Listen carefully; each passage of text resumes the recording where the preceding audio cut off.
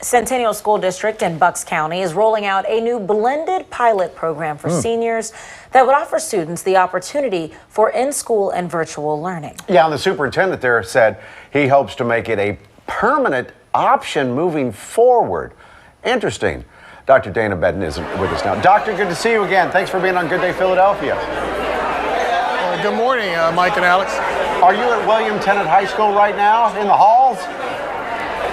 Yes, we're at William Tennant High School, getting ready for our convocation. A lot of our staff are coming back for their first in-person meeting, all together here at the high school auditorium. It certainly sounds active and they're ready to go. Yeah, we're ready to get things going. Remind us how many teachers you have there in the district. Well, we certified staff, we have about 442 certified staff, so that's everyone who receives a certificate from the Pennsylvania Department of Education. Okay, and how many students do you have? Just over 5,300 this year. Okay, big district. So what we're talking about is this option. I guess you can stay home on your computer or you can come to the brick and mortar building there at the different schools. Is the option just for seniors? Well, we've Centennial Virtual Learning Academy that we launched during the pandemic. The data showed that we had a number of students who actually excelled in our virtual learning platform. So our goal is to make it a permanent pathway for our students. So we have right now the option for students to be asynchronous throughout. We served about 150 students last year, asynchronous. The senior group that was in last year had a 91% graduation rate. They had more AP courses taken than many of the cyber charters in the state. But what we're trying to do next is make a portion of that pathway synchronous also. So our goal is to eventually have our teachers and our students to actually be able to have a schedule that can have a combination of in-person and also virtual learning. And so we're doing a pilot program with our seniors this year to give them that option.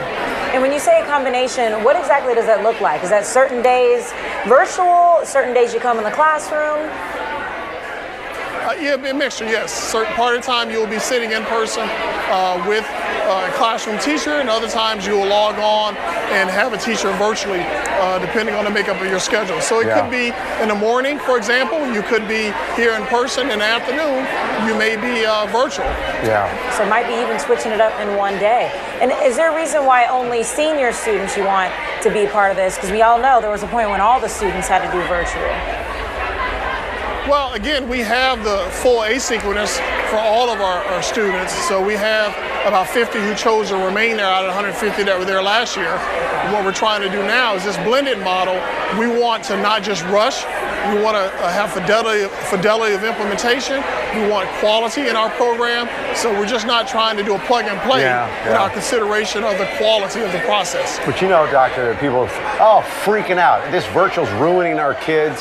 What do the teachers think about this? It's got to be hard as a teacher to do both in class and in virtual at the same time. Well, and that's why we're no longer doing a hybrid blended model where they're trying to teach students who are partially at home and partially in the classroom. That teacher's class who will be teaching that model will be totally synchronous with all the students virtual, and then the other section may be in person.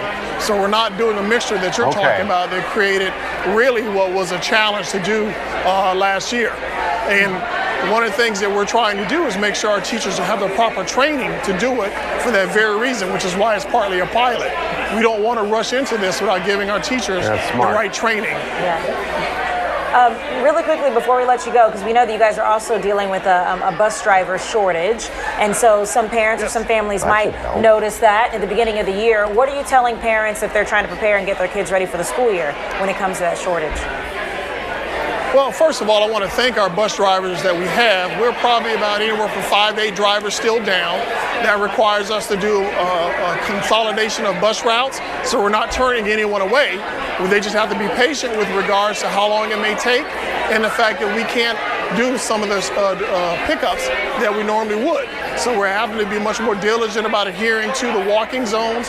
We're going to have to be much more diligent about consolidating routes so that we make sure every kid who wants to ride a bus and who's eligible to ride a bus has an opportunity to do so. So we're asking that they work with us. We're short cafeteria workers. Those ladies have done Herculean jobs, and we're short instructional assistants. We've been pretty good on our teaching staff. Excellent. Okay, thank you for that update. Doctor, keep us informed. Let us know how it goes as we go into the school year. Thank you.